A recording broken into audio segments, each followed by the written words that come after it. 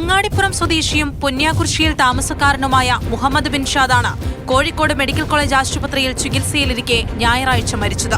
പോസ്റ്റ്മോർട്ടത്തിൽ ആന്തരികമായുണ്ടായ ഗുരുതര പരിക്കുകളാണ് മരണത്തിന് കാരണമായതെന്ന് കണ്ടെത്തി. പോലീസ് നടത്തിയ വിശദാന്വേഷണത്തിലാണ് ഇത് കൊലപാതകമാണെന്ന് തിരിച്ചറിഞ്ഞത്. ബിൻഷാദിന്റെ സുഹൃത്തുക്കളും പൊന്യാകുർശി സ്വദേശികളുമായ മുള്ളൻമടക്കൽ ഹാരിസ്, മടത്തുടി നജീബുദ്ദീൻ എന്നിവരെ Perinthalmanna police inspector NS Rajeev arrest ചെയ്തു. മെയ് 3 വൈകിട്ട് 4 പ്രതികളുടെ പരിചയക്കാരനെ ബിൻഷാദ് ആക്രമിച്ചതിലുള്ള വിരോധമാണ് ഈ കൊലപാതകത്തിൽ കലാശിച്ചത്. രാത്രി 8 പൊന്യാകുർശിയിലെ വർക്ക്ഷോപ്പിന് സമീപത്ത് വെച്ച് ബിൻഷാദിനെ ഹാരിസ് ആക്രമിച്ചു. തുടർന്ന് നജീബുദ്ദീനെ വിളിച്ചുവരുത്തി രണ്ടുപേരും ചേർന്ന് നജീബുദ്ദീന്റെ കാറിൽ ബിൻഷാദിനെ കയച്ചു കൊണ്ടുപോയി. ദുബായ് പടി വരെയുള്ള യാത്രക്കിടയിലും മർദ്ദിച്ചു. ദുബായ് പടിയിൽ ഇറക്കിവിട്ടതായും പ്രതികൾ പോലീസിന് മൊഴി നൽകിയിട്ടുണ്ട്.